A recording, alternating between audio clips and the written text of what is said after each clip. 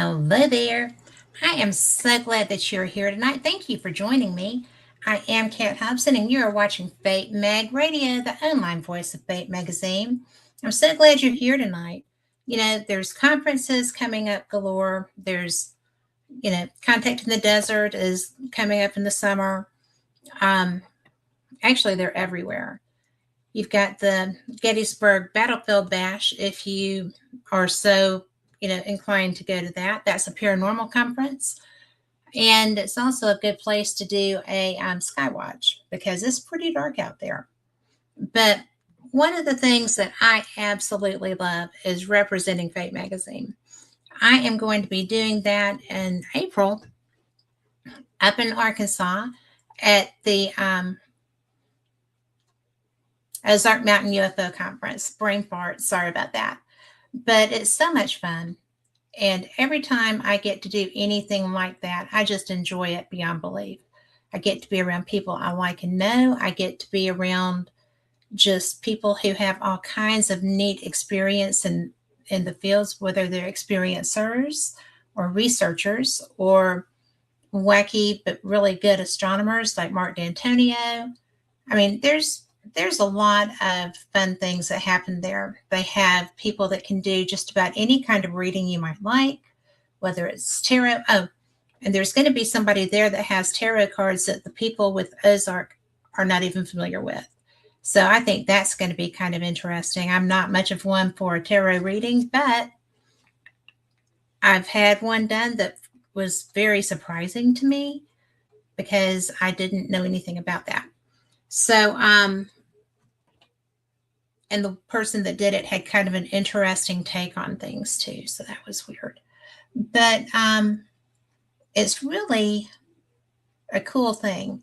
We had a numerology chart done. Lori and I each did last year. She will not be there this year because she is taking care of getting her new home in Gulf Shores set up.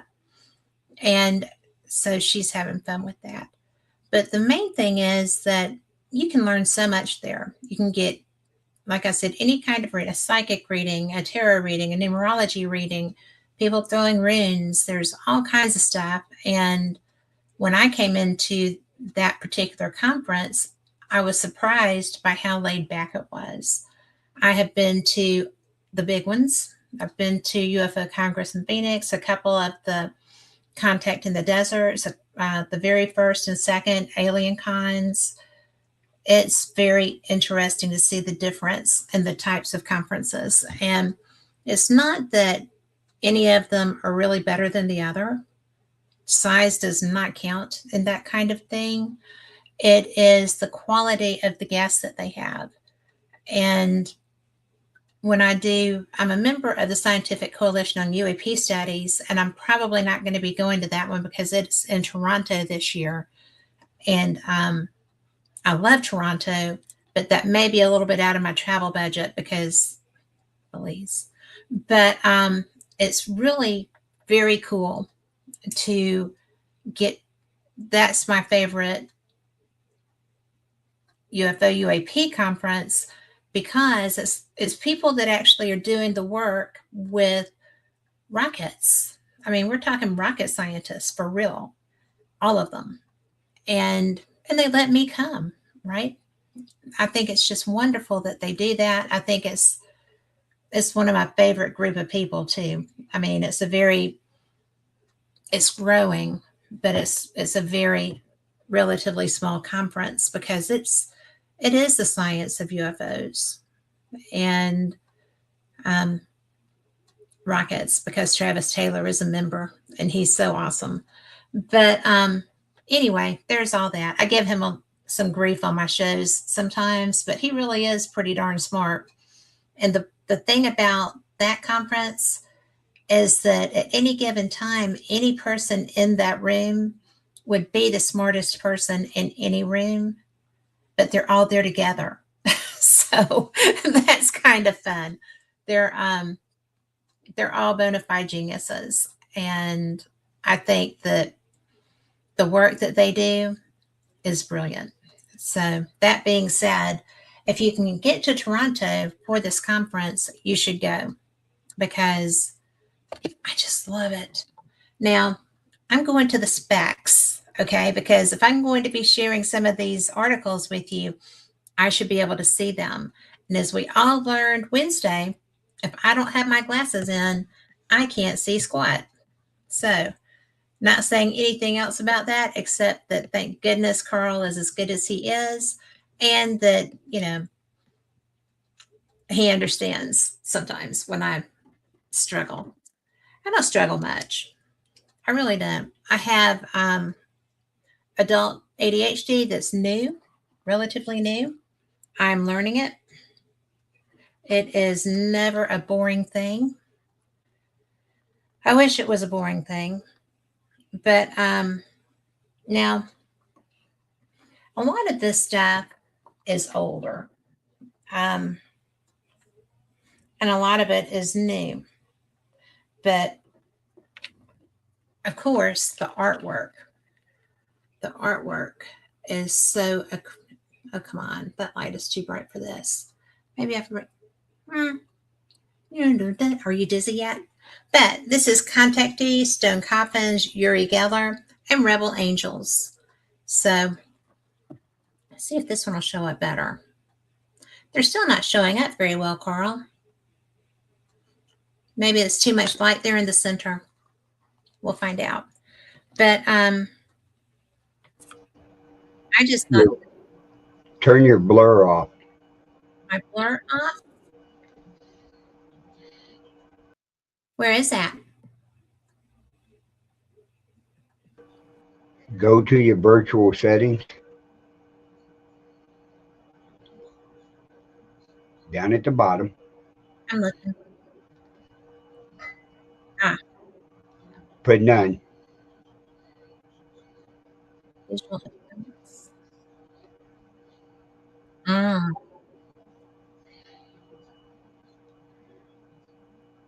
Okay. Now hold the book up. That's so much better. Thank you, Carl. So, for those of y'all that might ever doubt that Carl Albertson is a genius, just stop it, okay? He protects me from myself all the time. And right now, for him, that's a pretty tough job. So, I'm in the process of getting better, but we're all learning how to deal with my ADHD because sometimes it's, so, but he's a genius. So, anyway, look at that cover. I mean, and I'm going to share because Janice Carlson is the psychic for Fate Magazine Radio. And she never does her predictions right at the beginning of the year. She waits and she gets a sounding on what they're going to be. And so she works on her charts and does all of her things. And when she's ready, she comes on. So she writes for Fate also. And this article is one of hers. Well, that's a lot of light. Talking to dead celebrities. And in this, we have Ernest Hemingway, Duane Allman, and George Harrison. And she starts it by saying that a couple months ago, Phil Escaldi, publisher of Fate, made a very interesting comment to me. She said, I suppose even mediums like you can't get celebrities to talk to you from the other side. It seems like a very likely notion, yet I immediately realized it was not true. So she goes on. In fact, I reflexively rattled off a list of deceased celebrities who have conversed with me at length. It included the Beatles' George Harrison, author Ernest Hemingway. Oh, I'd love to have that conversation, wouldn't you? And Duane Allman of the Allman Brothers Band, and visual artist Andy Warhol. I love his work. I got to see one of his exhibitions in Vegas last year. So oddly, I knew little or nothing about any of these luminaries. Sure, I was a casual fan of the Beatles, and I liked the music of the Allman Brothers. Again, however, I knew nothing about any of their private lives. I'm the author of 15 novels released in the 1980s and 90s by New York publishers under the pen name Ashland Price, but that hardly seems like enough of a coincidence to prompt Ernest Hemingway to suddenly start speaking out to me. Our writing style, genres, and perspectives couldn't be farther apart. I'm pretty sure that's true. So, what's more, if I had any interest in art or painters, Andy Warhol's work would not even appear on my radar. So, why would any of these famous men agree to speak with me, someone who has little or nothing in common with any of them? Quite simply, it's because one of their loved ones induced them to do so. If in George Harrison's case, it was an inadvertent encounter I had with one of his siblings. Then one of Hemingway's nieces asked me to speak to him during a medium session. A past girlfriend of Duane Allman paid me to communicate with him on the other side, and one of Andy Warhol's journalist friends requested a medium session with him. Thus, these living loved ones were the glue that made communication with these famous spirits possible. And mental mediums like me know all too well how essential that glue is to conducting successful sessions. Unlike channeling and physical mediumship, the mental variety involves a three-way conversation. I, the medium, see images, hear words and phrases, and receive sensations in my chakras. But my client, the living loved one, must help me interpret the information I'm receiving. This input could represent memories of the dead person's life on earth, information about the deceased current existence in heaven, and even predictions about my client's future.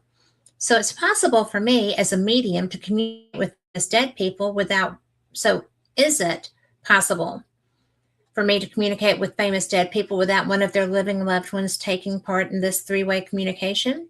A few years ago, I would have answered no to this question. That was until some fascinating information was revealed to me. Over the past decade, my husband and I have frequently vacationed in a lovely mining town called Galena, Illinois. This village's most famous past resident was Ulysses Grant. Although Galena was the home of 9 Civil War generals, it is, of course, most proud of Grant. So much is published there about his day-to-day life, and Galena's citizens celebrate his April 27th birthday each year by holding a weekend of festivities in his honor. Time and again, while vacationing there, I was struck by a sense of closeness to Grant.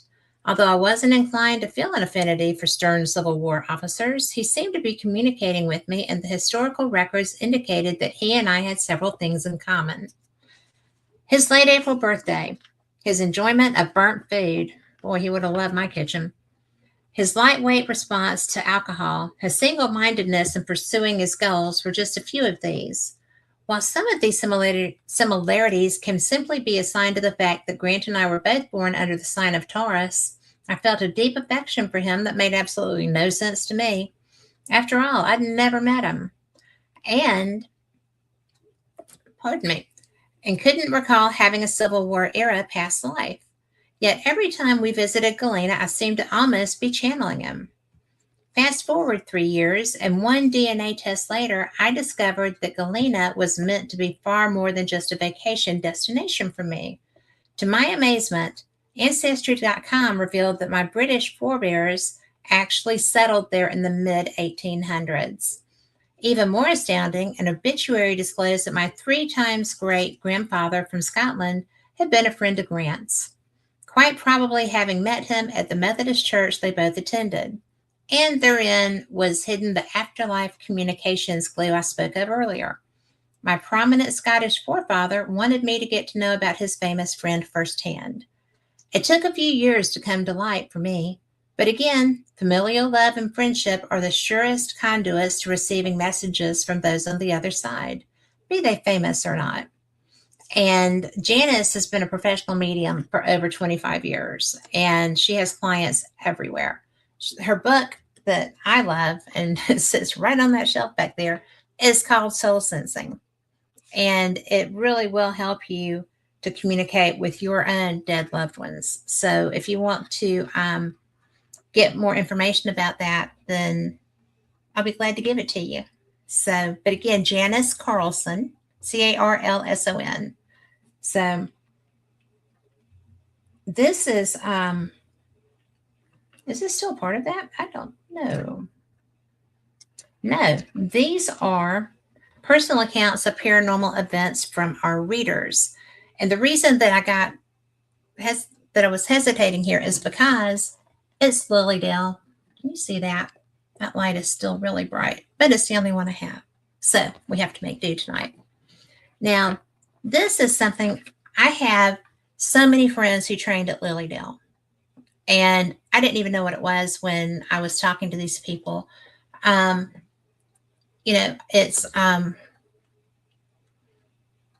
a big deal.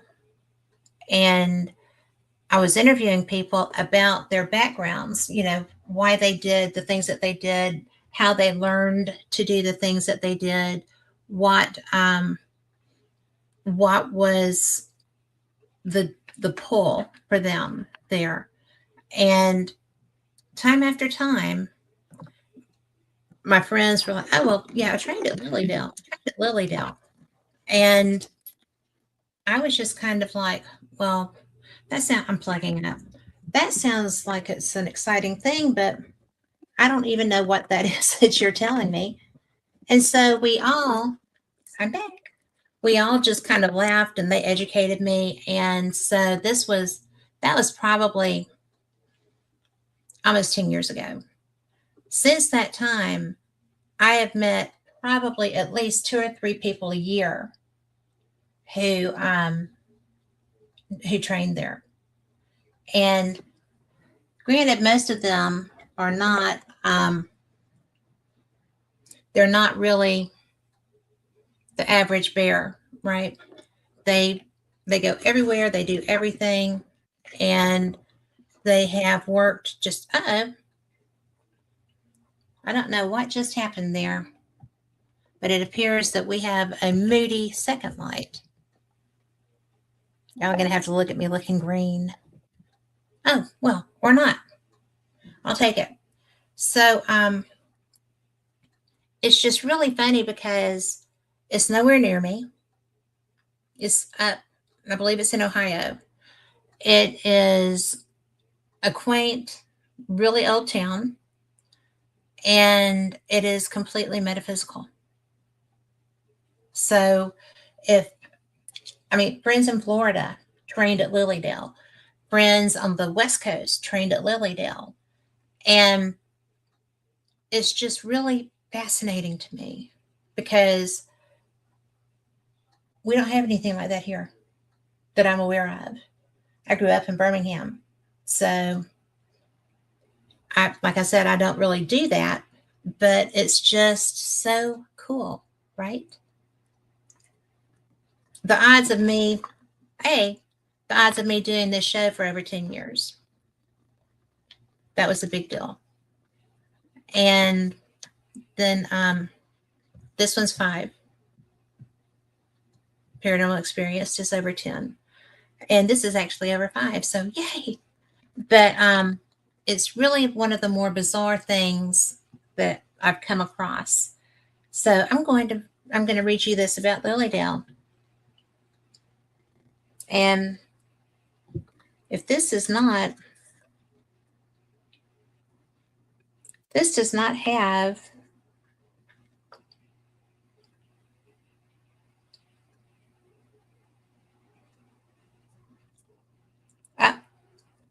Barbara Gosch, Gosch. I'm sorry, I couldn't find it.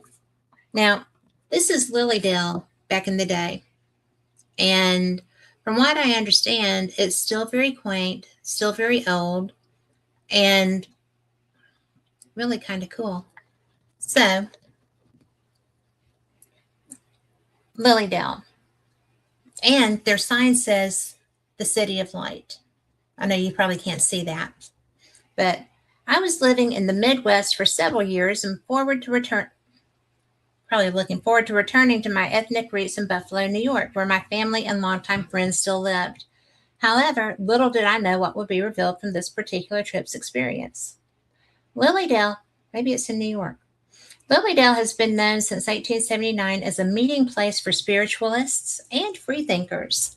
At a personal level, and more significant to me, The discovery of profound experiences revealed that I'm compelled to share them with others. And one special example, I had not known about something my reader told me had happened until my return to the Midwest. My recollection of Lilydale captured my interest due to the sense of peacefulness and spiritual quality existent. I felt this from being amongst magnificent weeping willow trees, a lovely lake, and a certain stillness pervading the area with old 19th century houses. I knocked on the door with the address given, and a woman answered who introduced herself as my reader, saying, "I was expecting you." Next, she proceeded to show me around the quaint parlor before we entered the reading room. The only other place I've seen a reading room was at Winchester House. And Sarah Winchester actually had a seance room, and she had readings done in another one. So she proceeded to show me around the quaint parlor before we entered the reading room. I had a tape recorder asking, "Is it okay if I tape you?" She agreed. It was fine. Before I knew it, the psychic was rocking in her chair, getting into a trance-like state.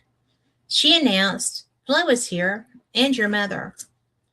I get all excited given my friend Iris had been telling me about Flo in the car, and for a brief moment thought she mixed up my mother with Iris's mom, who had been like a second mother to me because my mother had become very sick. However, she then got right on target with specific experiences with what she said. The reader told me, "Spirits are in this room now with you. The problem is you're always running and they can't catch up with you. You have to slow down." Keep in mind, I had not even known I was seeing this psychic until that day. This was totally correct, and I have a high energy level. She continued, "Your mother is crocheting. It's unbelievable she'd know that because many years earlier, my mother had a heart attack that killed her, but prior had mental illness and brain surgery that was to help her. Unfortunately, it left her like a zombie. Unfortunately, since still she continued crocheting, which was a skill she'd been trained to do in Albania, along with being highly educated. The psychic could have said knitting, sewing, painting, or any other things like my American friends' mothers did, but disclosed this particular skill few others even knew in my area. Quickly proceeding, she asked, "Who's the telephone operator in your life?" This was said in a frenzied kind of trance, rocking back and forth, not looking at me. "You won't marry him, but he'll be a good friend to you and help you," she said. This was completely true, and I had told Jim, known as Smokey, a man I was involved with for 10 years, exactly those words she mentioned. Smokey and I both met at a local program on American Indian treaty rights. Shortly after, he invited me to join him for lunch at intermission. It was then he told me he knew where he met me before. It was during a dream that he had when he had a near-death experience. She was correct. At the time, I had only known Smokey as an experienced and impressive executive for AT&T.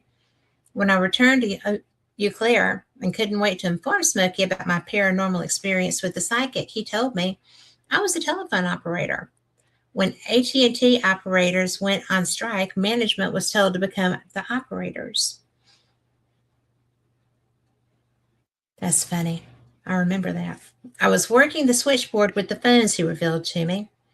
How did the reader know these experiences, and in particular, one even I had not known was true? That is why I was compelled to write my story. For me, and because of other experiences I've had in life, I believe there's more to life than we know if we remain open. Now, I'm going to agree with that. And that's because I had things that happened to me that they were totally unexpected. You know, I was the last, Rick McCollum always laughs and says I was the last casualty in, the Battle of Culloden because I got shot there. Not literally shot, but I had abdominal pain and I had to leave. It was really, really bad. And I mean, because I was just walking along, I'm tripping along the path. They've got a paved path that you walk through there on. And I didn't really want to step on anybody's grave or remains or anything else. So I was good on the path. And it was the most sudden, sharp pain right in the middle of my gut, right around my solar plexus. And I mean, I don't get stomach problems, right? And this was so sudden and it was so hard and it felt like it went into me. And Rick was walking beside me. So, that was my experience out on a battlefield. I got hit in the head too that trip. I'm not a physical medium. I'm not. And apparently I was that trip. So there's that. But I just think that we don't know what we're going to find sometimes. And psychics can see so much. It's just crazy. My friend Lee Dunn, and y'all saw an interview with Lee Dunn on Fate. He is brilliant. He is probably the most accurate psychic that has read my energy in a long time, if not ever. And he's with Scottish Paranormal. When he did my reading, I was just kind of like, okay, yep, okay, because he didn't know who had caused and it really was an injury. It hurt after I got back to America, and it hurt for months after I got back to America. And it doesn't now, thank goodness. But it was such a bizarre thing to have. And I don't want to do that. Okay. People that do that, y'all are so brave and strong. And I'm brave, but I don't like pain. So I don't want to feel somebody get whacked on the head, which causes a death, or somebody gets shot in the gut and that causes their death. I'm not even looking forward to whatever is going to cause mine, right? I don't want to experience other people who have done that. And I know that sometimes I haven't had a chance to share with anyone since that happened to them, but I'm pretty sure there's an awful lot of psychics and mediums who walk through there. It's a huge draw. And a lot of people can do that. I just was not anticipating the experience, and I don't really want to experience it again. So now I thought this was something weird. And considering that our tech guy at Fate is a musician who, by the way, if you live in Birmingham, he is coming to the Nick, and you're going to want to go see him. His name's Stevie Tombstone. But this actually is an interesting article. I don't know what you're going to think about it, but it was man builds guitar from deceased uncle's remains. Carl, you may want to think about this when you're building your boxes, but I'm just kidding. But a man who goes by the YouTube handle of Prince Midnight has fashioned a unique guitar using the most unlikely of parts, his uncle's remains. Prince Midnight's uncle Flip passed away while in Greece back in the 90s. According to the nephew, he donated his uncle's skeletons to one of the colleges where it was medically prepared. The college kept the skeleton for 20 years before Flip's skeleton was sent to the cemetery, and there it remained. According to Prince Midnight, his family was paying rent on the cemetery plot, and the Orthodoxy religion of Greece frowned upon cremation. He went through the motions to have his uncle's remains repatriated to his custody, and eventually he received his uncle in the form of a box of bones. I'm not sure what I think of this story. Prince Midnight was unsure of what to do with his uncle's remains and how to honor him. Flip had gotten him into heavy metal, so Midnight thought of no better way to immortalize his uncle than to turn his skeleton into a guitar. This was no easy process, as he tried to consult with multiple woodworkers who thought the idea was way too morbid. Go figure. Midnight ran into many issues while researching how this could be done. Along the process, he broke several ligaments, and the bone itself was foul-smelling when he drilled into it, which had to be addressed. I think so. Eventually, Prince Midnight did finish his guitar in working fashion. He can be seen playing with his uncle on his official YouTube page here. He has named the guitar Philip, F-I-L-I-P, Skelecaster. And if you want that YouTube page, I will send it to you, or I can put it up there, but I will post it, at the end of the show. So I just thought, Carl, that you might appreciate that. He's saying no. I don't blame him. So I just, I try to find these. I don't want to get the most god awful 75-page articles to read to you. But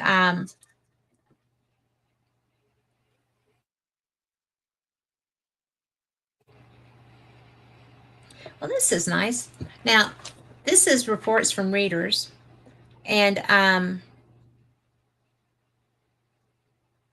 this is it's like letters to the editor. Okay, and this edition is from, the world may never know. It's kind of like an Oreo. Issue 738.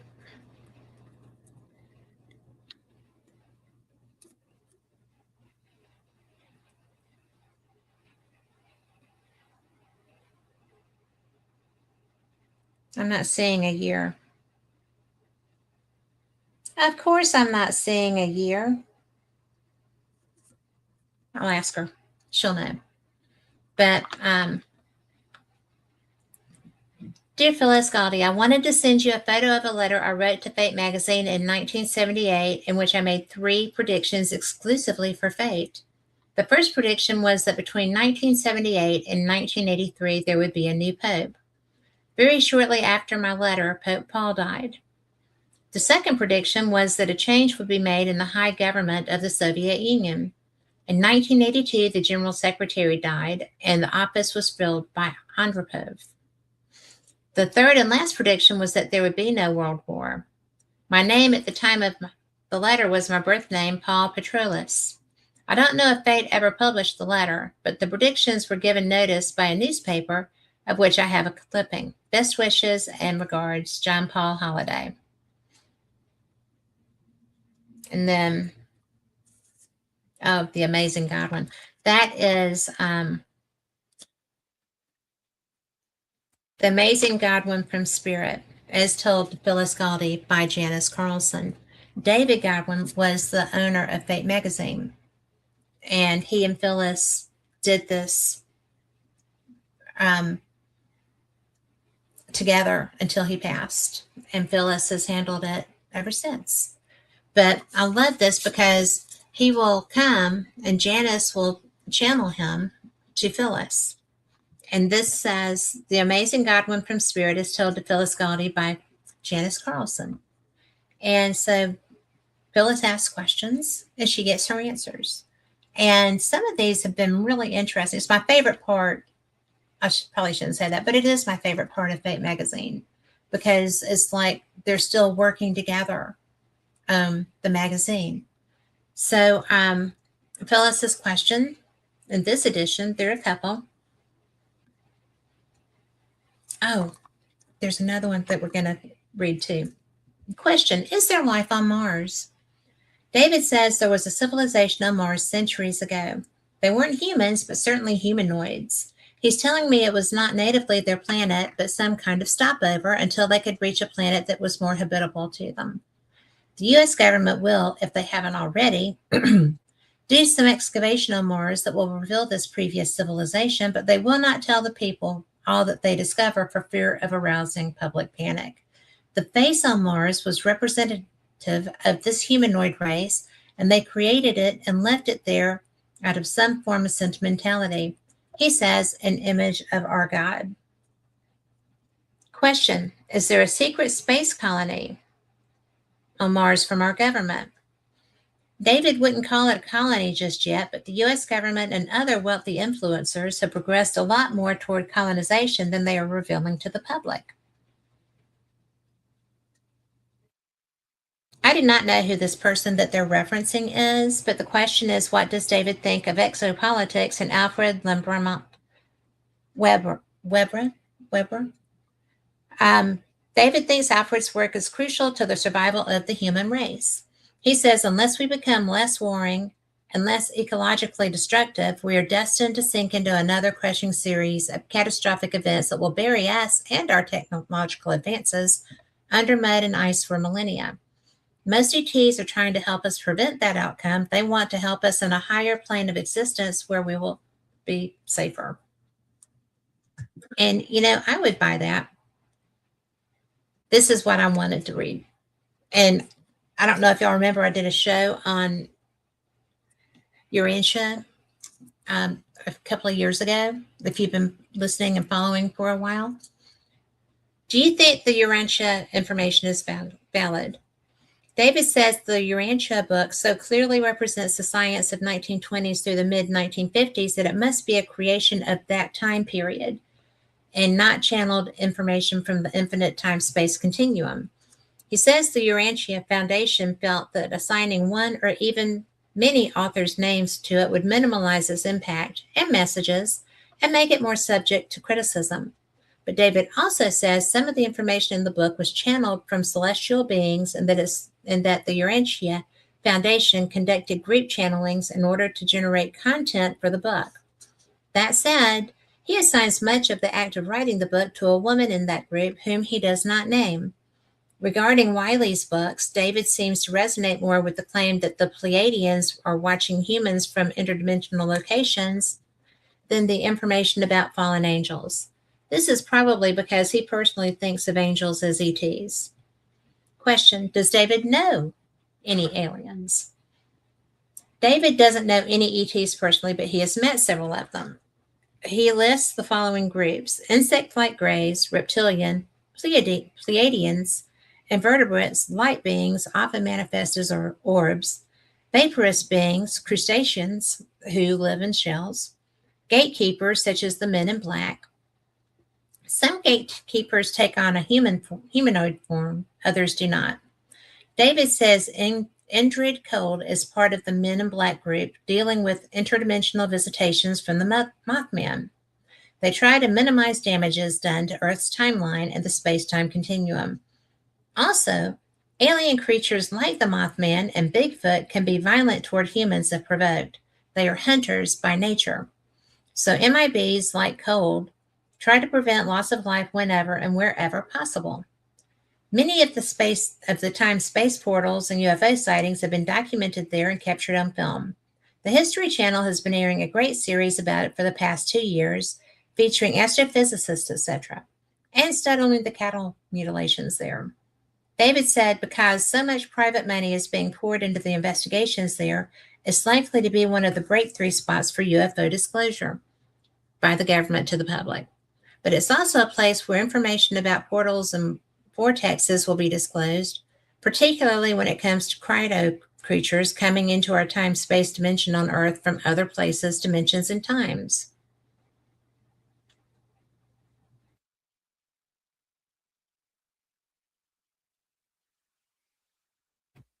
So he's talking about Ingrid Cold. I got lost. I'm sitting there going, where did it say Skinwalker? It did not. So, question, this is going to be interesting, right? Who is really running the show on the planet? Definitely globalists running the show, mainly in an effort to maintain world peace. The ETs are very averse to the use of nuclear weapons, as you know, but there are greedy souls amongst the humans and aliens involved who are only interested in reaping Earth's natural resources. The Greys can be rapacious. Other ETs are more altruistic and have the human race's best interest at heart. Pleiades, Orion, even some reptilians, and some without corporal bodies in the spiritual dimension. They are worried about overpopulation here and decreasing resources leading to warfare amongst nations. Question. What does David say about the ETs I saw in Elmwood, Wisconsin? Phyllis has lots of experiences. The grasshopper creature was from an audacious green race who digest their food by spitting acid on it, even before they have it in their mouths. They are talented, creative, friendly, and musical. Another light creature on the stage was more insect-like, more like a stick insect, so thin as to be almost invisible unless spotted from the correct angles. I'm telling you, that section of Fate is always my favorite. Except if I or a friend read an article. And then those are. Oh, hair everywhere. Goodness gracious. Let's see what else we have here. Oh, good heavens, the time is flying, Carl. Let's see. We'll come back to this because there are some good articles and there's some good writers in here too. You know, I'm always interested because there have been a few of the previous hosts of Fate that I knew and know. Chase Klotsky was somebody I love dearly. She's a good friend. She is a good human. And when I first met her, she was doing a radio show at Sloss Furnace. She was with a ghost hunting group business. And I didn't know that she was the host of Fate Magazine. She was doing a Fate Magazine radio show the night I met her at Sloss. And I didn't know that for years and years and years. So that was a lot of fun. It just, what you do didn't come up at that time. I was already doing Paranormal Experience. So it was really fun. She was actually who made me decide that I wanted to get more serious with that because she's a good role model. She's a neat person. And I just love her to death. But one of the articles in here is written by the person ahead of her, and that was Vance Pollock. Let's see how long this one is and what it's about. Oh, my goodness.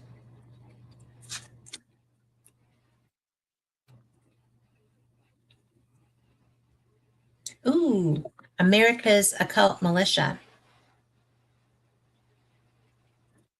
And oh my gosh, I can't make it better. But there's a picture that goes with this article.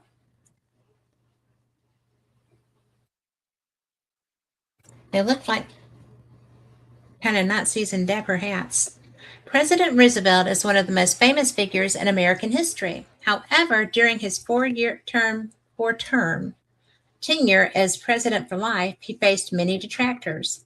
Amongst them were the domestic fascist Silver Legion of America, better known as the Silver Shirts, SS, led by goatee-bearded mystic William Dudley Pelley. I didn't even know about this. Did y'all? Did you, Carl? No, Carl didn't either. Members shared a fanatical interest in the occult and spirit channeling in addition to their fringe political views. Men were active in the military-drilled Legion posts, while female Silver Skirts organized spiritualist chapels. Photographs of the group are rare, as they operated their own publishing house and did not court mainstream publicity, which was most often negative. Wonder why? This image was part of a private collection of a lady supporter who owned the group's Silver Lodge property in Redmond, Washington. Washington was home to their most active chapters during the 1936 election year. Pelley ran for president on the Christian Party ticket, only on the ballot in Washington state, and garnered 1,600 votes. Small groups of Silver Shirts like this one would march into the violent dock worker strike riots in Seattle, for example, and come out with not a scratch. Their uniform was charged with occult symbolism and may have invoked what Pelley described as the armor of Christ. Christian soldiers returned from World War I, who made up a good share of the Legion's ranks, sometimes reported being surrounded by a pale blue glow while in combat. Bullets would pass all around them, some said through them, without doing harm. Does this rare formation photo of Pelley's Silver Legion depict this otherworldly protection? And he actually did. He hosted in 2017 and wrote American Archvillain at archvillain.substack.com. So even back then, oh, that's pretty good, isn't it, Carl? So there you go. That's a little freaky, in my personal private opinion. I think it's freaky. Let's see. Something I haven't read everything out of it to you so far.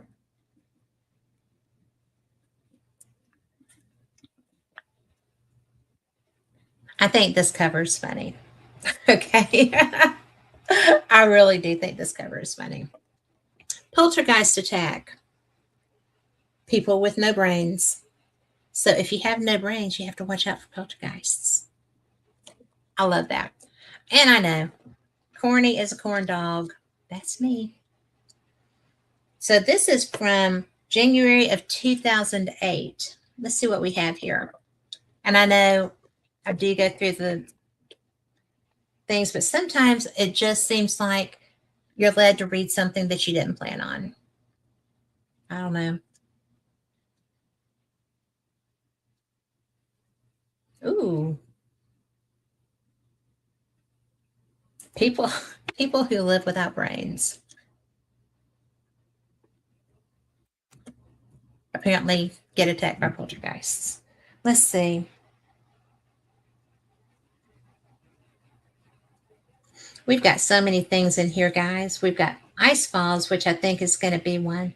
Wildfires and the Devil, which is relevant to New Jersey wildfires back then. The Ghost of Saxtown Road, Poltergeists, Aloha Cryptozoology. You know, I hadn't really thought about cryptids in Hawaii. Let's go look at that.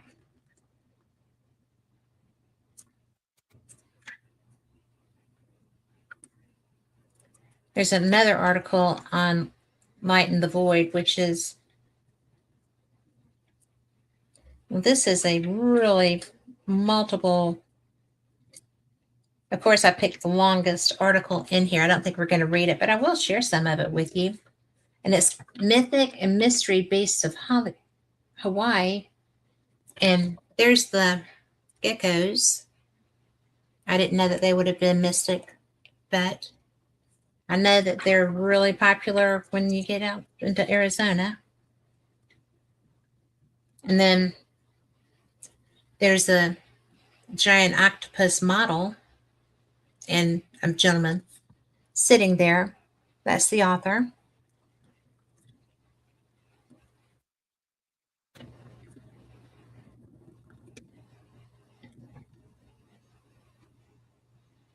And here is an artist rendition of a giant squid at the top and then a giant octopus.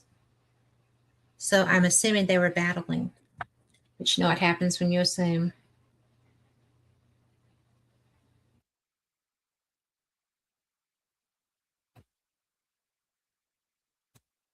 And then they've got two mystery birds. So the bishop's ooh bird. And there's not another that doesn't show the other one. But this is pretty good art for a magazine back then, 2008, I think. I'm not going to lie. I absolutely love Bait Magazine. And I am beyond honored to be the host of this radio show.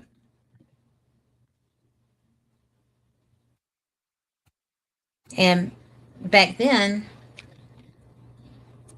there were so many like little advertisements in the back.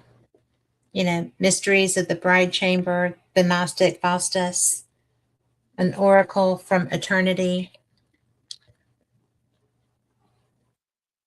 What is the Holy Grail? And usually these were books that you could buy from Fate.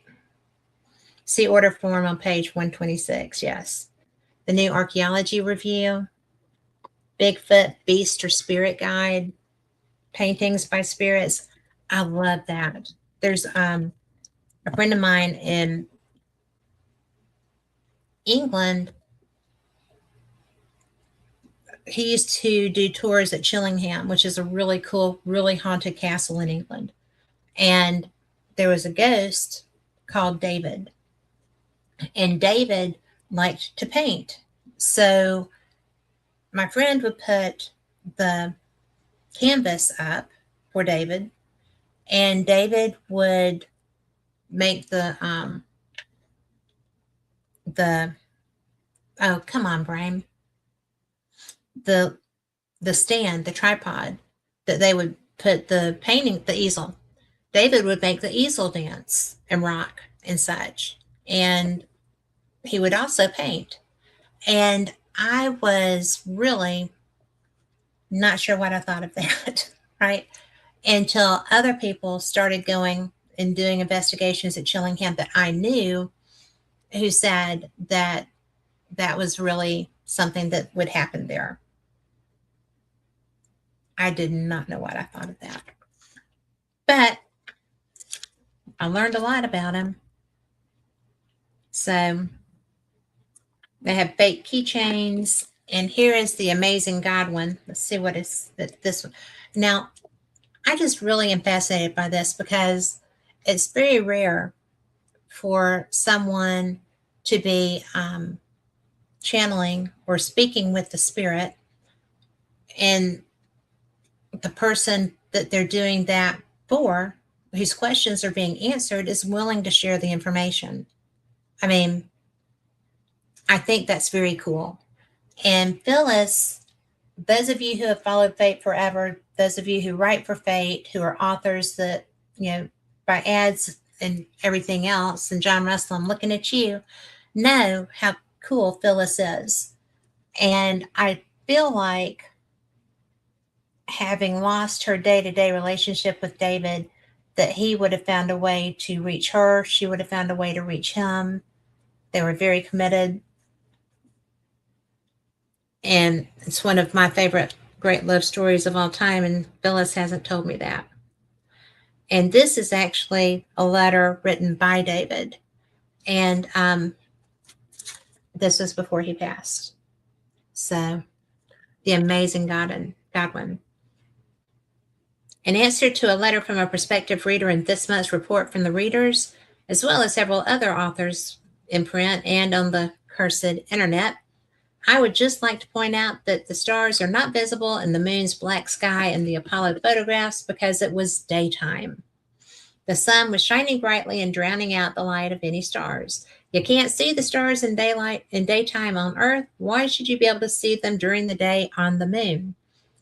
Because the sky is black? Well, the sky on Earth is blue during the hours of sunlight because of reflections from tiny particles in the atmosphere. If the Earth, like the moon, had no atmosphere, what color would the sky be? That's right, black.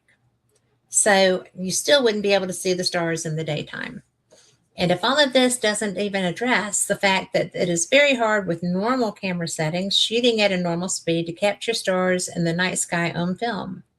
Take a picture of a friend standing in the front yard at night using a flash or other artificial lighting, and the sky will be black with no stars. No hoax, no warehouse.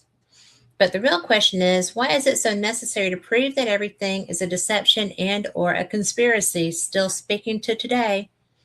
In some cases, conspiracies do consist. The plot to kill Lincoln involved several people who laid their plans in a boarding house and elsewhere.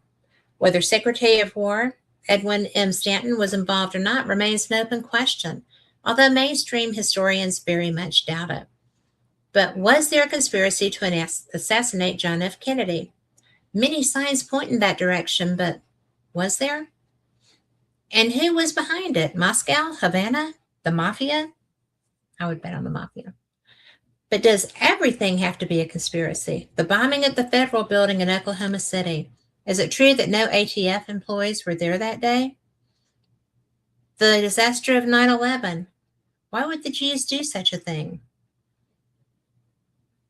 Isn't it far more likely that Muslim fanatics did it because of their hatred of the U.S., stemming from its support of Israel?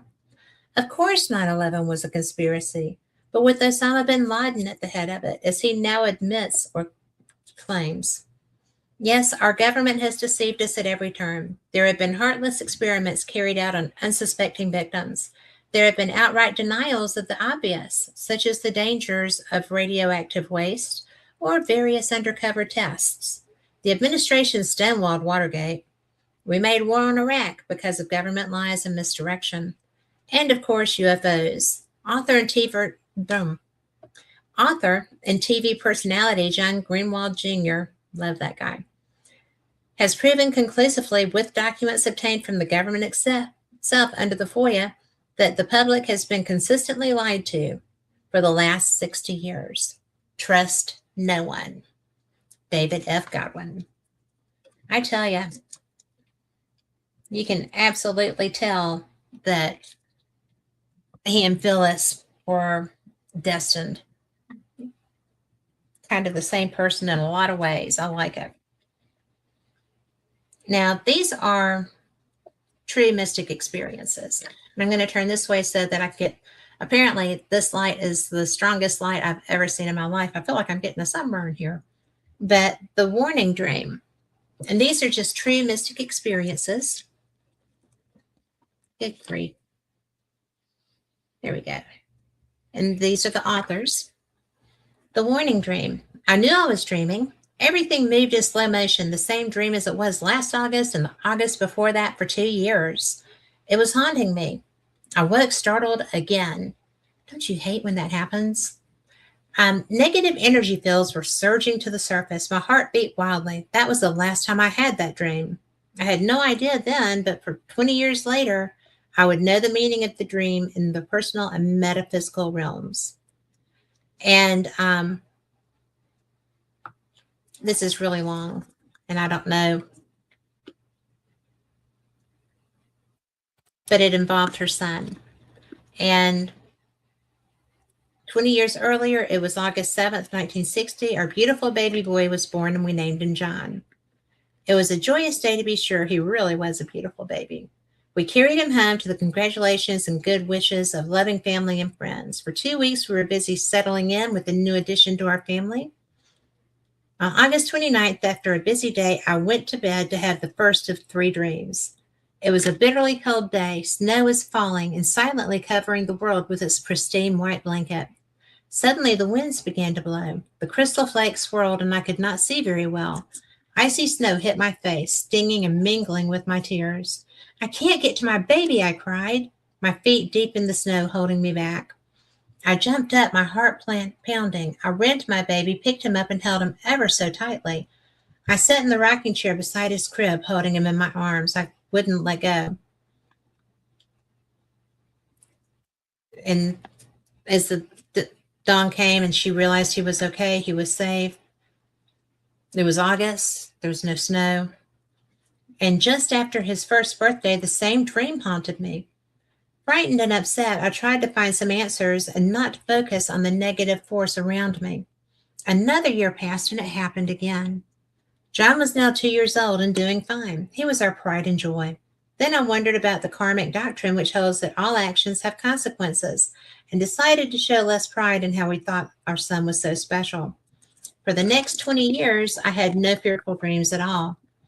One day, my now grown son said he did not feel well. At first, I didn't think too much of it, but he could not eat and he kept saying he was not himself. Our family doctor admitted him to the hospital where many tests were taken. At first, the tests came back negative, but then the phone call came. To this day, I hate the ring of the telephone. He was terminally ill, the doctors said, with a rare form of cancer. It made no sense. He was so young, strong, and beautiful. On Valentine's Day, I sat by my dear son. His last words to me were, "I'm dying." I felt my heart shatter, broken forever with the pain severe and permanent. He slipped away like a gentle bird. Days later, the funeral cortege wound its way along the cemetery road. There was snow everywhere. Beneath the new falling snow, white and pristine, was ice. Plows had made a path. The line of cars followed the hearse up the hill to the new section of the rural cemetery. Suddenly, the hearse got stuck on the ice-covered road. We too in our car stopped. Then the hearse began to move, but we could not, for the wheels just spun around. I jumped out of the car, my feet in the snow. Icy hail had stung my face, mingled with my tears. The wind whipped me. I tried to run, but strong hands gripped my shoulders. My husband and someone else were pulling me. No, I screamed. I can't get to my son. All at once, a blinding light covered my eyes and face. The spirits were there. They had gently tried to prepare me years ago. Now I knew the meaning of the dream. The warning. It has not lessened my pain. I cry out to the spirits, but now there is only silence. They have completed their task, but they will be back with my son for me, and I wait. In loving memory of my dearly beloved son, John. And I'm going to tell you that our family lost a teen, not to disease. And it's just really something. I didn't expect that when I started reading that article, that letter. And so there's that. These are reports from the readers. Secret Speed. The November 27th article, The Secret Speed of Consciousness by Roberta Marshall, was an interesting explanation of this mysterious process. I've had this experience several times in my life and like to add an additional perspective. We all know what it's like to be startled. It's quite a shock to the nervous system, and it takes a few minutes for the body to return to normal. When the body perceives a threat, the nervous system tries to control its response by slowing down the energies, thereby receiving the impulse at a more manageable speed. This helps to avoid the startle reflex as well as possible heart attack. This only works if the person sees the disaster coming. As the article indicated, this process has many possible uses. There are so many things our bodies can do that we haven't yet tapped into. Someday, we may learn to utilize our slow-mo process in even more exciting and unexciting ways. So, I think that's interesting. I do think that we all have this so that we can manage ourselves. Now, I have to tell you that there's one here called Haunted Lighthouses. And our November 2007 issue had an article on that. And I did an interview some years back with two gentlemen who had written Haunted Lighthouses book. I love that book. I love lighthouses. That's beach. So I enjoyed reading about the haunted lighthouses in the November 2007 issue when the lights went out on Flannan Island by Fiona Bunting and Haunted Connecticut Lighthouse by Tom Kovac. I am a collector of lighthouses. I lived in Savannah, Georgia for 5 years, and I was always going to the beach on Tyree Island and visiting the lighthouse there. I don't know if that lighthouse is haunted or not. I haven't heard any ghost stories about it. It is. I loved reading all the ghost stories in Fate magazine, and that was by Elizabeth Brantley from Brooklyn. A water puppy. I tell you what, they're talking about salamanders with the water puppy because they kind of act like that. I am going to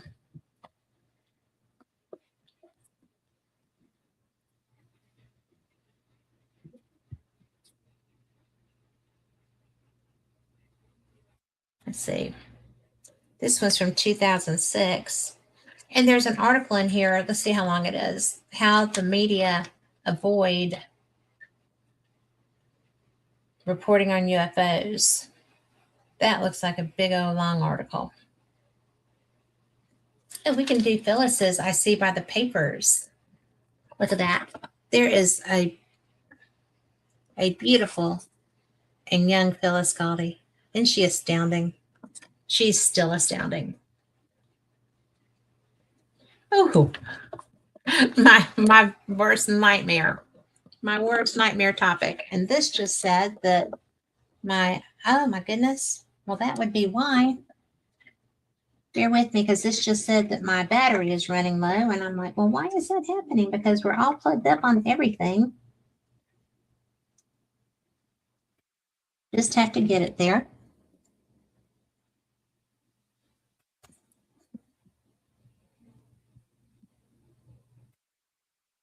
Let's see. Because we sure don't want this to be a thing. Here we go. We'll just use this one. That should be a high-speed one. And that just turned my light back off. I'll just turn it back on. I'm having a very weird electrical day. Let's see. Woman marries Cobra. Trust Phyllis to find this because she's so good. And this is way back when. This is the 2006. An Indian woman who fell in love with the snake has reportedly married the reptile. Bimbala Das of Atala village near the Orissa state capital of, Bhubaneswar, told reporters, though snakes cannot speak nor understand, we communicate in a peculiar way. Whenever I put milk near the anthill where the cobra lives, it always comes out to drink. I always get to see it every time I go near the anthill. It's never harmed me. Snakes, and particularly the cobra, are venerated in India as religious symbols worn by Lord Shiva, the god of destruction. Bimbala Das's mother, Dayuti Boy, said this about her daughter's strange love connection. Bimbala was ill. We had no money to treat her. Then she started offering milk to the snake. She was cured. That made her fall in love. Since the wedding, Das has moved into a hut built up close to the snake's anthill home. And that was a United Press International story. So that was a real story. That's different. Those that know me know my phobia. That would never happen, even if it had saved my life. No. So solar flares and strokes, which I thought was interesting. Slovakian Dr. Michael Kovac says that people may be at a higher risk for strokes during periods when the sunspot cycle reaches its peak every 11 years. Dr. Kovac, who conducted the study of 6,100 patients, claims to have found a spike in the number of strokes and brain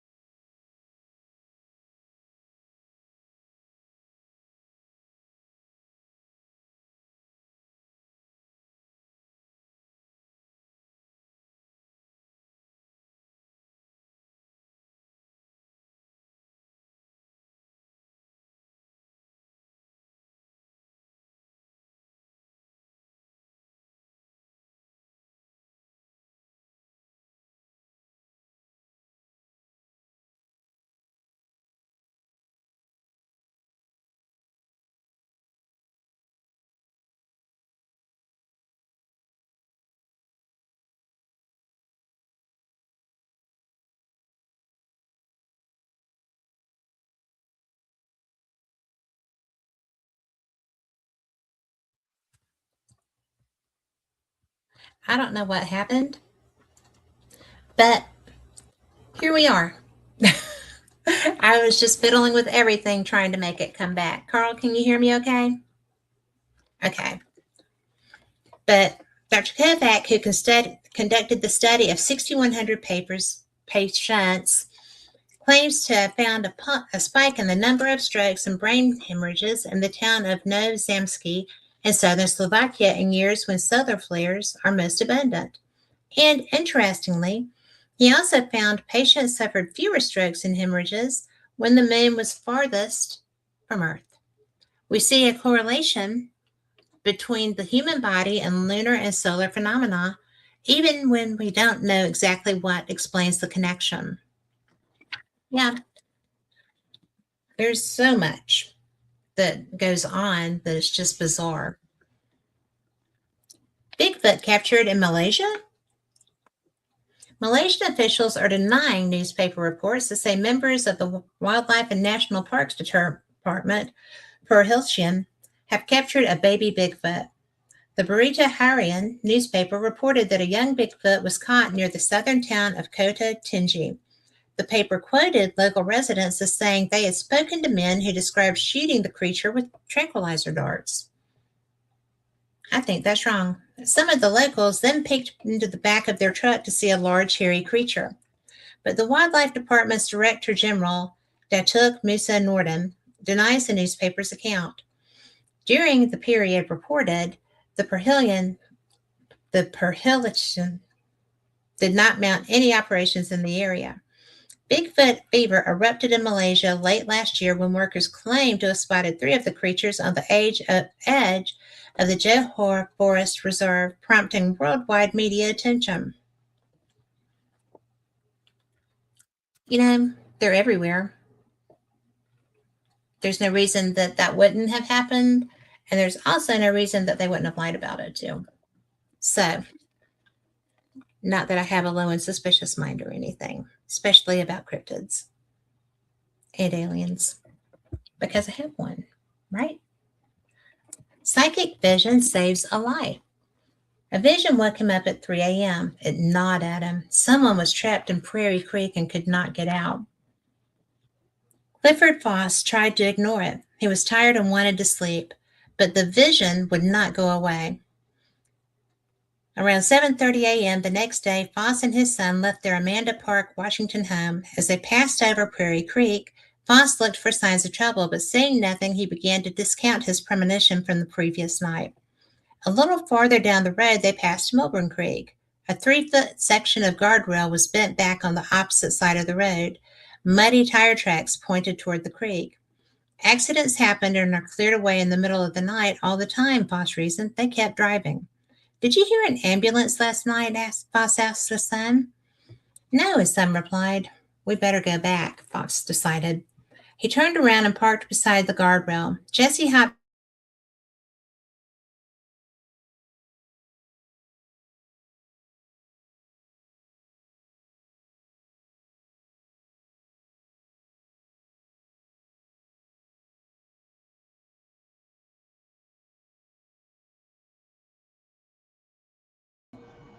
Cat, you froze again.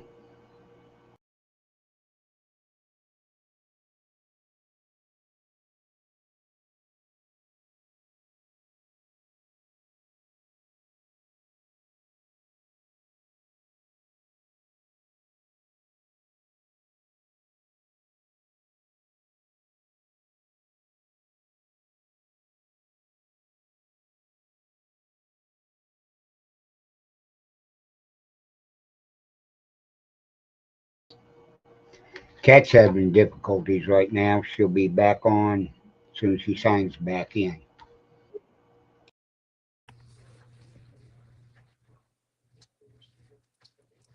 So here I am.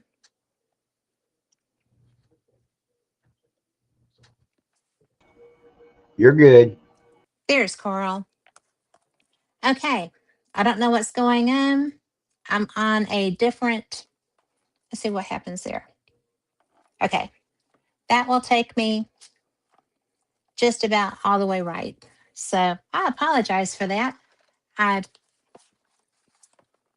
don't know why my battery croaked on me so fast. But we were talking about going over that bridge. So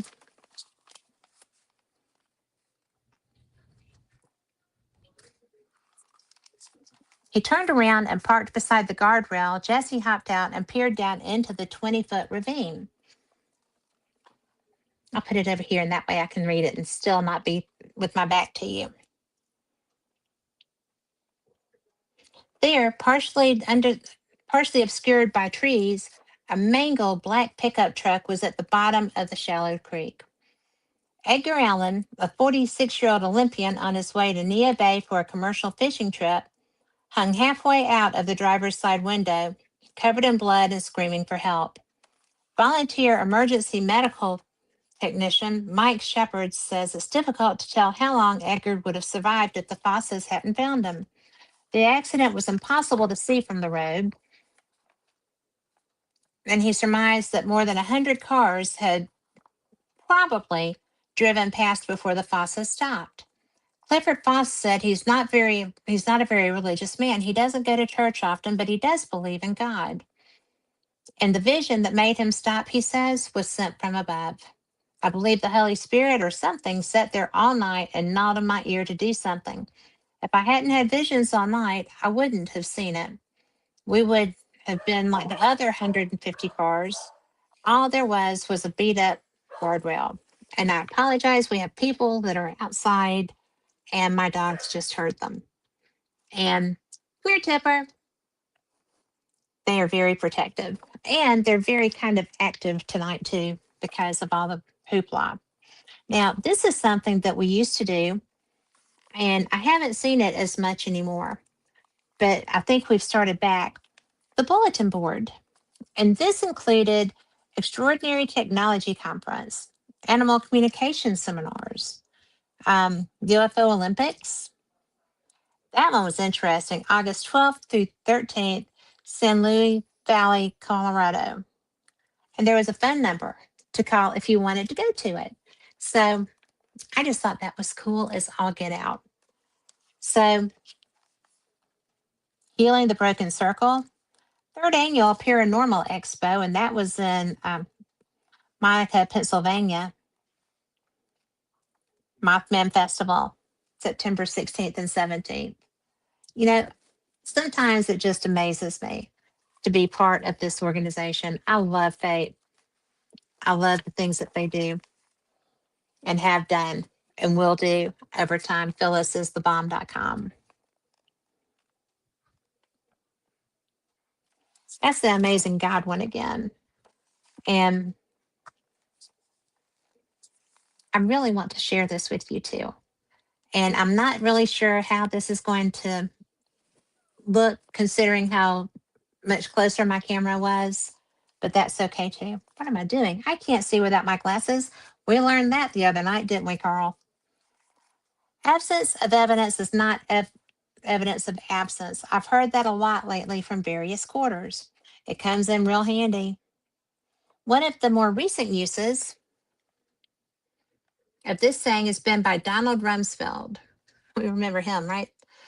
Um, but it has greater currency perhaps in the paranormal and especially UFO circles. The last time I actually saw it in print, it was used by Stanton Friedman, my hero. Miss him. Ironically enough, the phrase seems to have originated with the late Carl Sagan, a leading skeptic. I don't believe he was using it to justify a belief in UFOs, however. He was probably defending the continuance of SETI.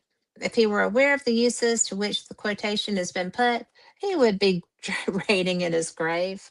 Yeah. For a long time, it was very fashionable in skeptical and scientific circles to say that there's not a shred of evidence for something, usually something paranormal. Until I heard that, I have been unaware that the smallest unit of evidence is the shred. The only other unit that comes to mind is the mountain. It used to be common among atheists to say that there is not a shred of evidence for God or any sort of survival after death. In that case, I suppose it depends what you mean by evidence, right? So, the atheist meant scientific evidence of the sort that can be verified by repeatable experiments. Never mind that God doesn't work that way, or that material evidence is meaningless when dealing with transcendental concepts. You want evidence? Well, the heaven and earth are full of his glory. Aside from that, there's not a shred of evidence outside the Bible for many of the events, people, and places that it mentions. However, Sagan perhaps inadvertently came up with the irrefutable counterarguments to the shred of evidence. Absence of evidence is not evidence of absence. Quite true, but what is? This cute little aphorism meant that you can assert anything you like. No one can disprove it. In some cases, your assertion may indeed be true. So what if no acceptable concrete evidence exists that this planet has been repeatedly visited by extraterrestrial spacecraft? You'd think that sometime during the years, during the millennia, that this planet has been visited. Someone would have been Someone would have discarded an alien Kleenex at least, but nope, there is nothing. But absence of evidence is not evidence of absence. Yet, however appealing it may be to resort to this wordplay, and however undeniable it may be, it is no argument at all. Sure, some UFOs may exist despite the absence of any acknowledged hard evidence, but what about the little orange men who dwell in your commode tank? Don't see them? Well, absence of evidence is not evidence of absence.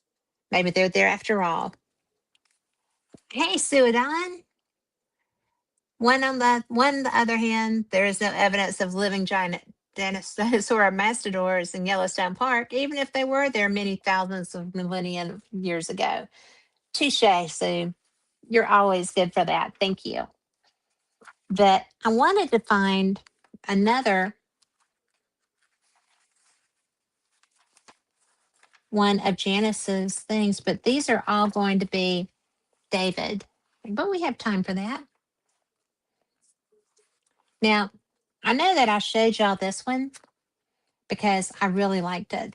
And it's because beach, right? Dolphins speak. Oh, look, Carl, the pictures work better on this one. So there's that. And you can see Al really well too.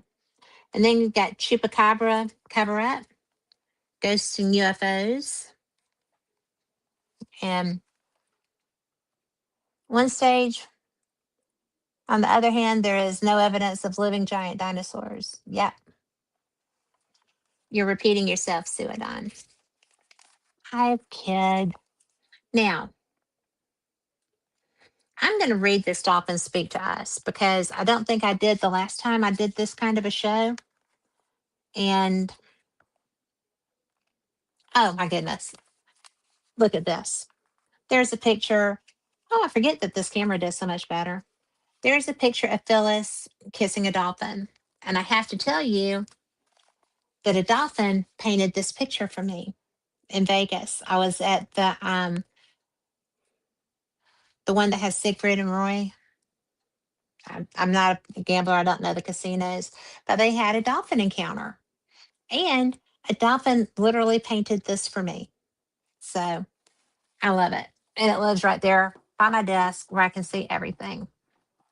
And now it's on Whopper Jawed. I love Whopper Jawed, so no one ever. It will just have to live. Oh, or right there. It worked. So this is, and I have swim with dolphins, but that was at Discovery Cove down in Orlando. I would swim with them every day. And Phyllis is here getting dolphin kisses and says, I had an incredible experience swimming with dolphins in the Caribbean. Some animal communicators feel that it is criminal to have any captive dolphins. However, it was a life changing experience for me. I was fortunate to spend an hour with Newton and Galileo. Don't you love that? Two teenage male dolphins, and it was a fabulous, unforgettable happening. I truly felt love and joy from both of them. They seemed to just enjoy being rowdy, speedy, graceful, and playful. Also, I've heard some dolphins allow themselves to be captured so they can teach people joy and goodness. The question will be asked them, are all zoos wrong to have any kind of captive animals? In some instances, the care and breeding of the rare or endangered species are what's keeping a given strain from becoming extinct. In some cases, when enough animals are born and successfully raised, they are introduced back into the wild. And I have seen that happen successfully because I think that that's a good thing. And Phyllis also included this on Fate, and this issue does not have the date.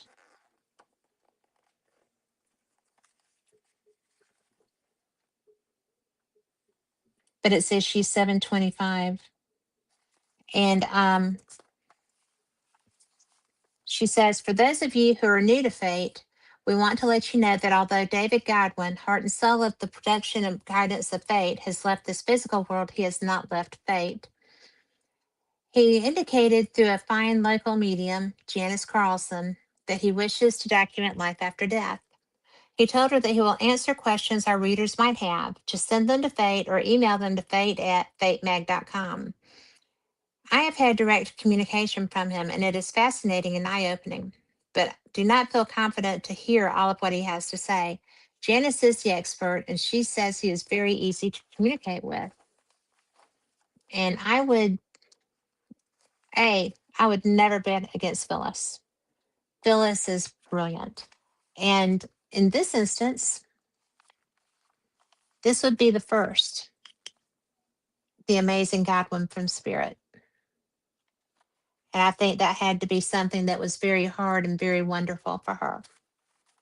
And no matter what happens in the sands of time, she will always be my hero, one of my strongest heroes. Dolphins and Water. And this is As Told to Phyllis Galdi by Janice Carlson. We asked David about dolphins from his perspective, and he said that they're horrified at the shape our oceans are in. I've heard that the bottom mile of our oceans are so polluted there's no life there and everything is dead. Close parentheses. He said no, but we are certainly headed that way. He said the people he communicates with on the other side often live near lakes and rivers. Water has a magical quality in the afterlife. He says that it helps connect souls like a ribbon wrapped around a package. He said there are oceans up there with fish, whales, and dolphins. Growing up in North Dakota and now living in Minnesota, I was curious about the weather in the afterlife. Does it snow? Rain? Is it cold? Does it storm? Are people ever uncomfortable? And David said, when you're in the afterlife, you're in a place where the weather is always sunny and perfect. But if your soul is evolved enough, you can travel to any sort of weather you like, any season you want. Think Star Trek holodeck. David says he hasn't seen anyone who is physically uncomfortable, but he says some can be emotionally uncomfortable if they have karmic work to do, sort of like an AA meeting for those who have some maturing to do or need to review their actions on Earth. It is mainly nice in the afterlife, but there are still goals to strive for. Our souls are always evolving. If people in the afterlife need drama in their lives, our earthly life conflicts provide it. There can be respectful debates, and sometimes are sent back to Earth for do overs. I got some things I'd like to do over. I asked David if he'd ever gone into outer space and seen aliens. He said he had not gone into outer space yet, but he might like to do it in the future. Again, any planet you might want to visit can be simulated. So why leave the comforts of heaven? He mainly studies aliens through holographic files. They keep to their own land, kind, he says, and they don't like to be stared at or studied any more than humans do. Some of them are public speakers, and he has listened to one of their presentations, but it was pretty much a one class, boring in its simplicity. He laughed and said, maybe they think we're too stupid to grasp anything complex. That sounds about right, right?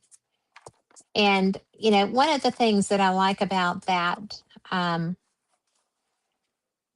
column is that you can get a sense of the mind behind the creation of Fate.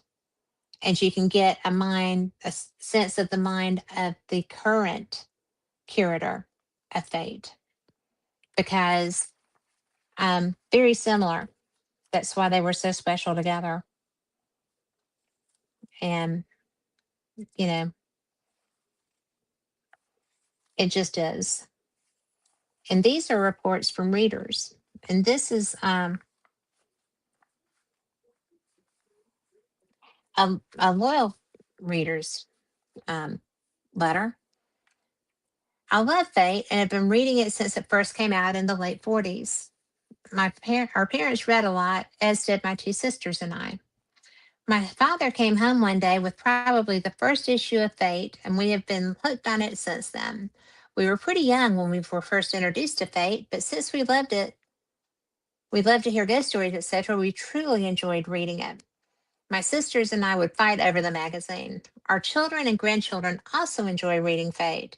When they come to visit us from out of state, the first thing they ask me is if I have any new issues of Fate. They've read them all. Keep up the good work. Sincerely, Connie from Los Alamos, Colorado. And then my favorite Fate article.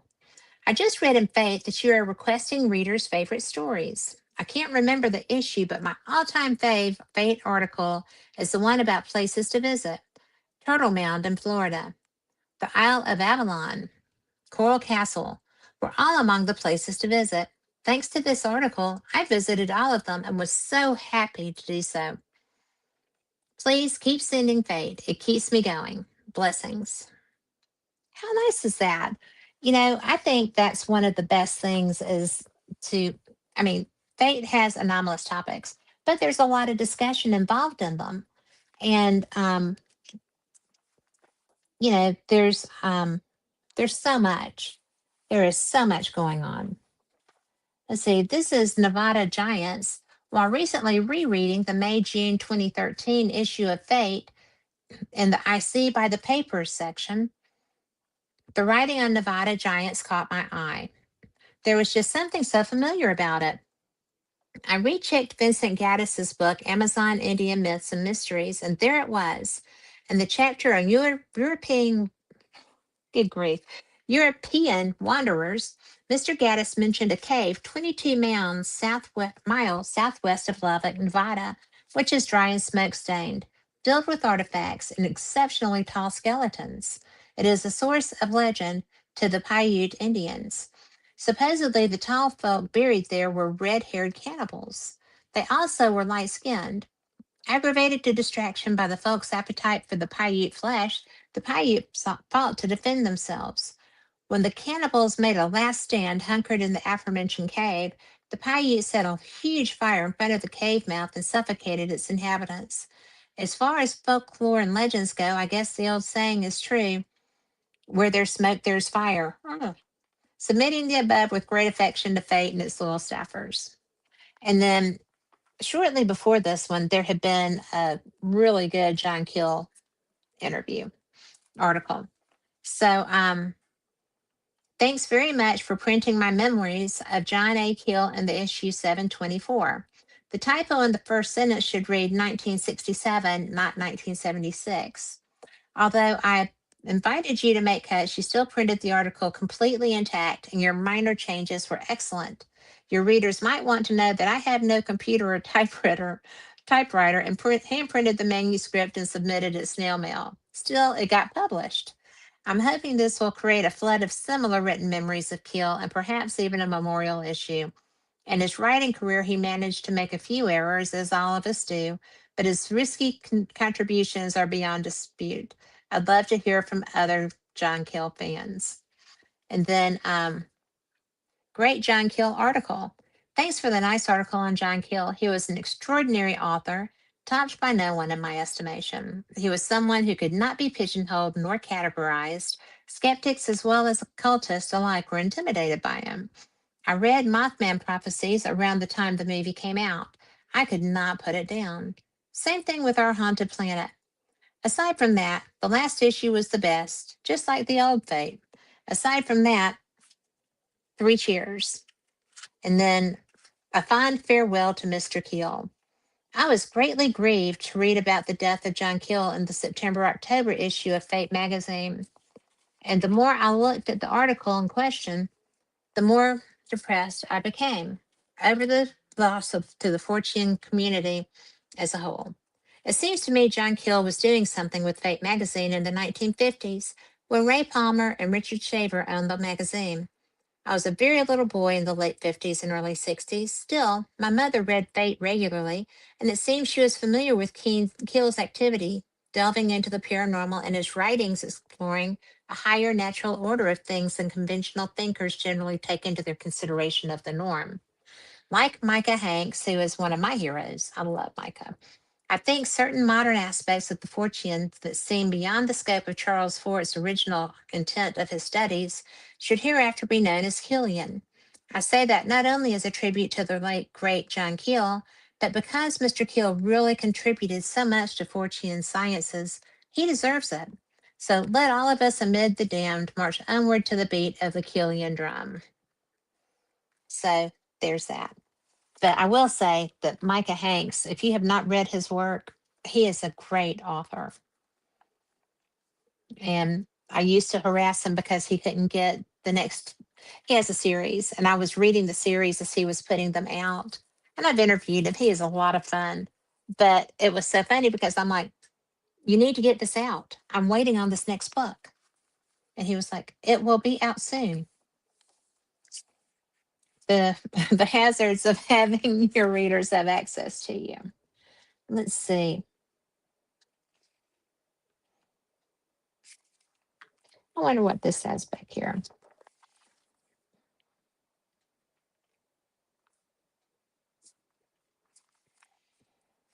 My proof of survival.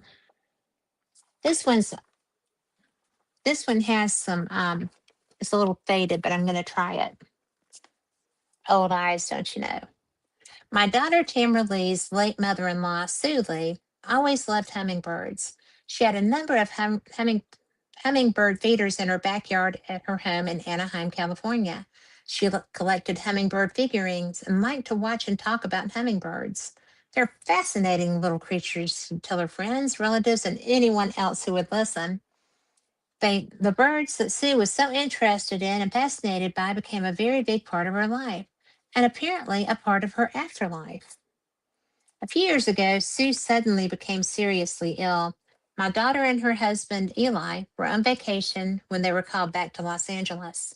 When the family arrived at Sue's hospital room on the top floor of the hospital, only a few hours were left before she would pass away. As they sat sadly around the bed, they noticed something tapping at the window. It was a colorful little hummingbird. It hovered near the window for a very long time. What amazed everyone was that a hummingbird would remain that high off the ground. There were certainly no flowers or trees to interest the little bird at that height.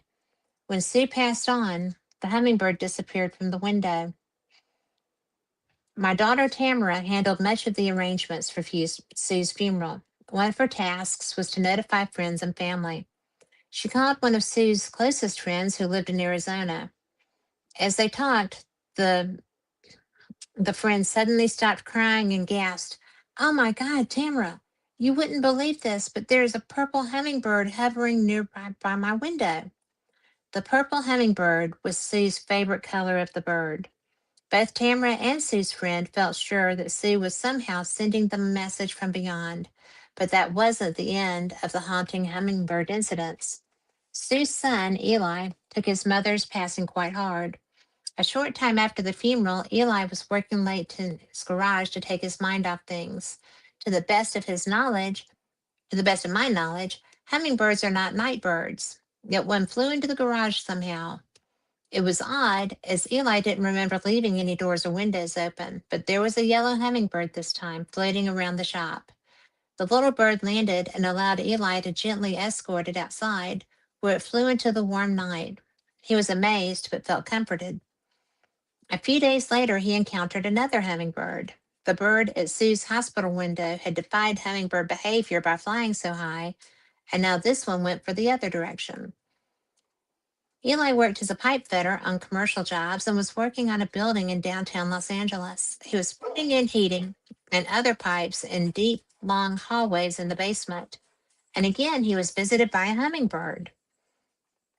Now there was no earthly reason for a little hummingbird to be down in the basement where there were no flowers, trees, or nourishment for a bird.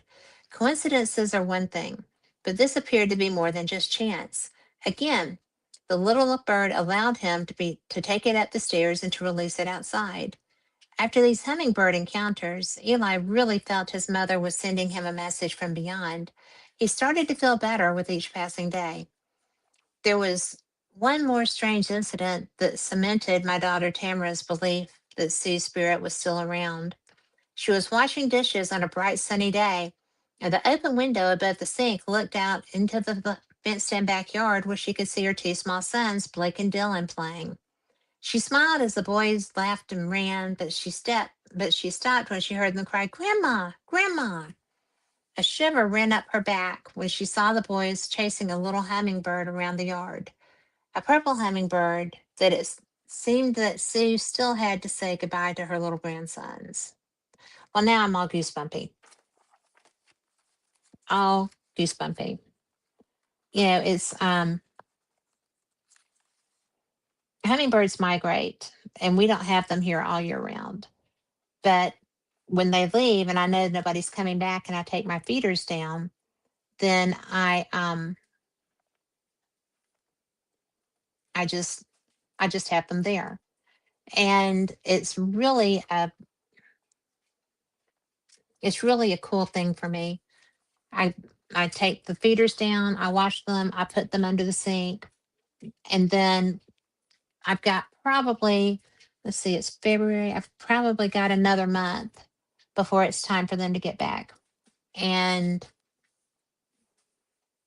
the first time that it's been warm for a bit is when my feeders will go back out, because I'm very attached to my birds. I think that they're really amazing, and they seem to like me too.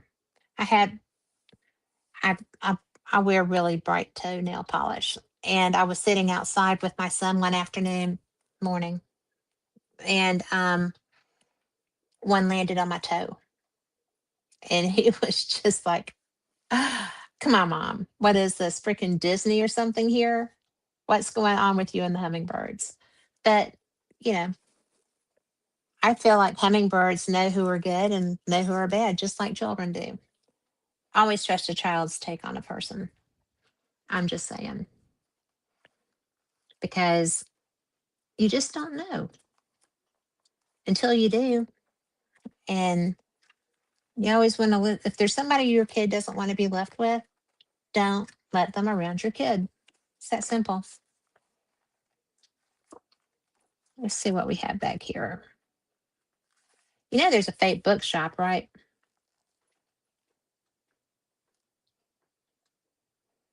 So, yeah. And then there's like decorate in style with all the magazine covers. How cool is she? She comes up with the neatest stuff. And this is another amazing Godwin in spirit, and channeling with Janice, getting answers. And so Phyllis says, describe what happened when you realized you were dead.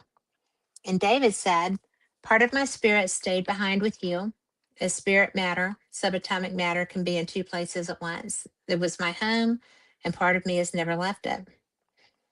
Who did you first see on the other side? Guides? Anyone you know? First person I saw was my mother. She was smiling. I wasn't sad about anything except no longer being able to be physically on earth for you and Fate Magazine and our staff and friends. What did you do then? I rested and got reoriented, met with friends, relatives, and pets on the other side. I am my higher self. Were you aware of time as we perceive it on earth? Time is not the same in the afterlife. We have to use earth clocks to remind ourselves what time it is in the part of the earth our loved ones are on. What level of theosophy are you at now? 2, 3, 4? I guess using that classification, I'm at 3. Not much emphasis put on that with me by the powers that be. They seem pretty happy with how evolved my soul is. It is rated by one's sense of connection, love, and generosity with others. Some spirits here have flunked that test or need to work on evolving themselves. It's either that or they get sent back to Earth or another planet to learn those lessons the hard way. Rather just stay there once I get there. What was your life review like? Not a life review per se. Some more evolved spirits ask you how you feel you did in physical form. If they disagree with your assessment, they'll let you know, and they'll let you know why they disagree. A program may be in place to help you evolve. They haven't put me in any program, so I guess I made the cut. David is smiling when he says this. I do volunteer to help with various angel missions on Earth, but I'm not required to help. It's in my nature to volunteer, especially when people or animals are suffering. Such missions are spiritually fulfilling, but can take a lot of energy to carry out. David also says, the next ice age will not happen suddenly. It will happen gradually as the polar vortex keeps falling south. That would be an example of when spirits and angels are needed by the people on the earth. Makes sense, I guess. But, you know, I just think, I mean, who would have thought to have Janice um, getting answers from David for Phyllis? Phyllis would think that. And I don't know if they had time to make a plan to do that, but how very cool that they do. And, I just think that the whole thing is neat. I think that it's beautiful that she shares them like she does with the magazines. And I've, I've really never known anyone like Phyllis. She is so knowledgeable. She knows so much. When she was caught in her house in the floods in North Carolina, she just took care of things. She had she's had she's had body parts replaced and the hips. She was out chasing goats. I was I was like, "Why are you chasing goats? What are you doing?" And she's like, "Well, because I have to get them." And that's Phyllis. Okay, she is kind. She is, you know, take no crap. I mean, really, but she's just so special. And it's just cool. And anytime I anytime I get to talk to her, it's a good day because she's that person. So I like her. And so far she hasn't like beaten me over the head or anything. So that's good. Now, something I wanted to share with you here. This is Janice's magazine, Soul Sensing. Can you see that? And you can get it on Amazon. You can order it probably through Fate. And in the back of the magazines are order forms so that you can exploring the healing miracle. We have a whole bookshop, a whole book section, fatemag.com. Fatemag.com. You can go there. You can look at the books. You can look at the things. You can subscribe to the magazine. You can order specific editions of the mag. If you read an article and you don't have your magazine, trust me, you're supposed to. I get the magazines because I take them to conferences with me and stuff. If you see me at a conference, I'm going to have magazines. Ask me about it. But it's just so cool because Phyllis remembers. If I were to say, what article has the Chupacabra cover up? She would know. She knows everything about fate. And I've never seen anybody with that kind of memory retention. I think it's really cool. So, but I am probably her biggest fan. So there's that. And I'm not going to read you my article. Y'all have heard me read that.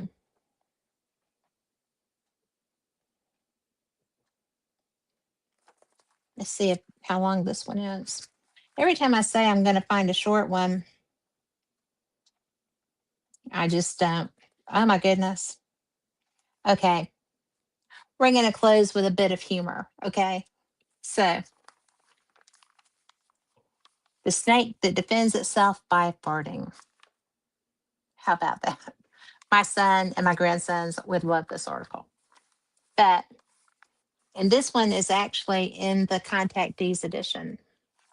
And it has the Uri Geller stuff, Rebel Angels. If we have time, we'll do that one too. The snake that defends itself by farting.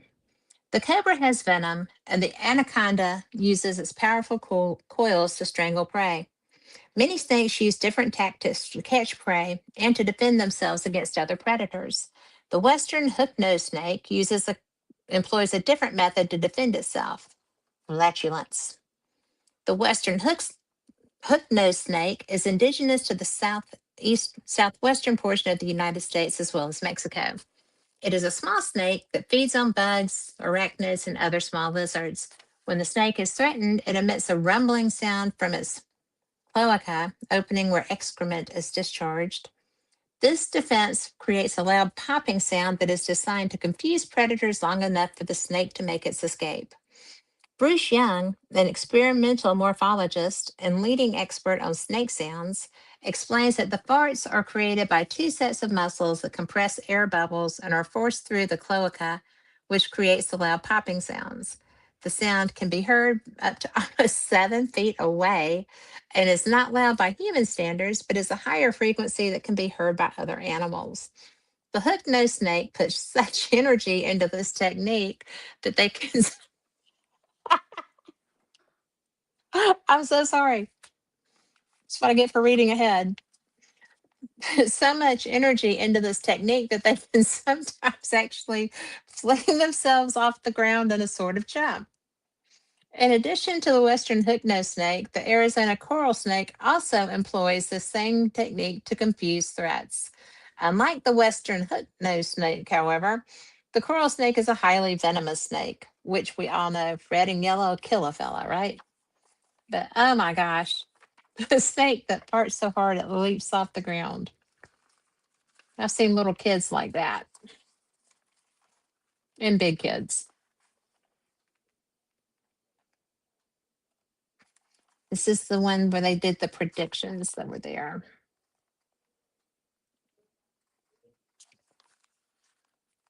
Let's see.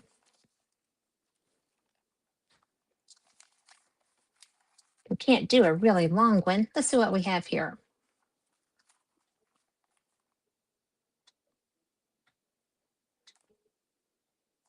Okay. And here is Phyllis and Rosemary, her best friend that she misses still so much to this day. And let me tell you, from what I understand, they were hell when they were well, guys. Amazing.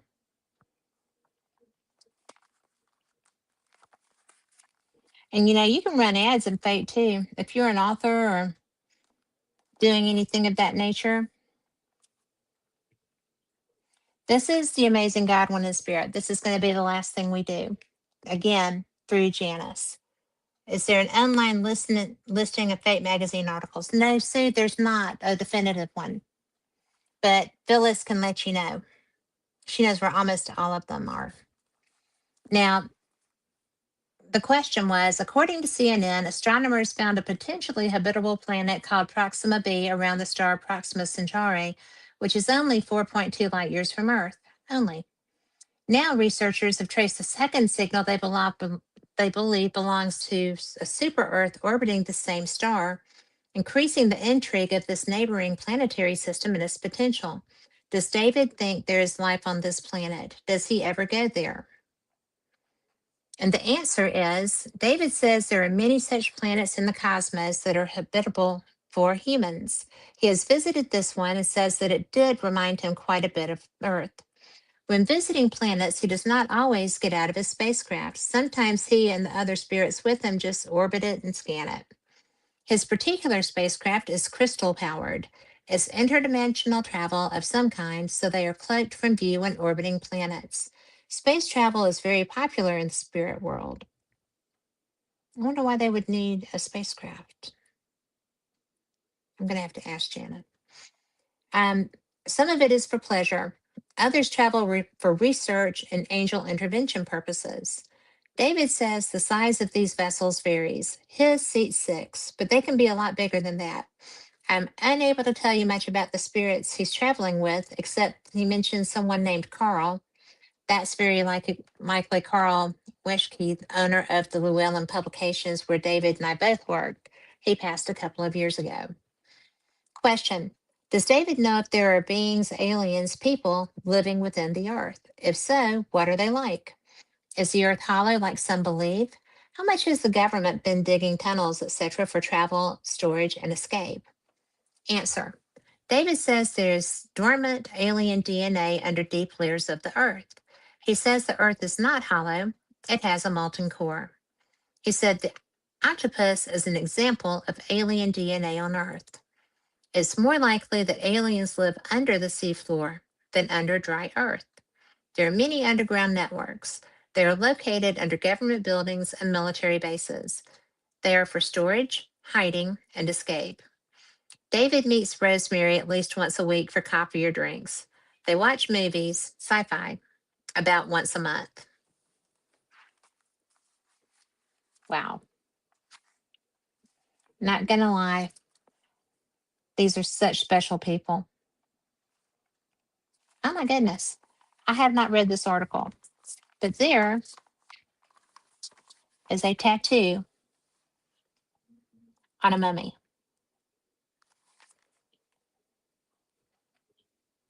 Tattoo on Otzi, Otzi, and a well preserved mummy, also of Otzi. We'll read this one, guys, the next time that we're doing this, because we really, really don't have time. And this was in the article about walking artwork, the tattoo edition. And I will have these with me in Arkansas. If you come to the Eureka Springs UFO conference, I will have these until I don't. So, and that article is so pretty. But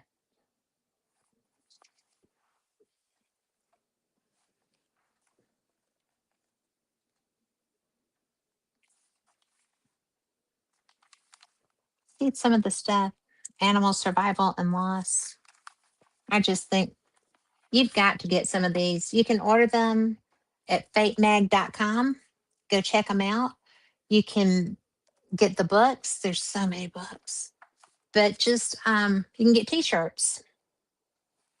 But just go check it out. And you know what? I know that this was a little bit weird with the computer just croaking on me like that, but that's okay because backup.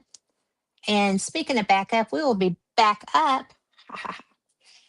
Wednesday, Paranormal Experience with Kat Hobson, and I will be welcoming the founder of the, I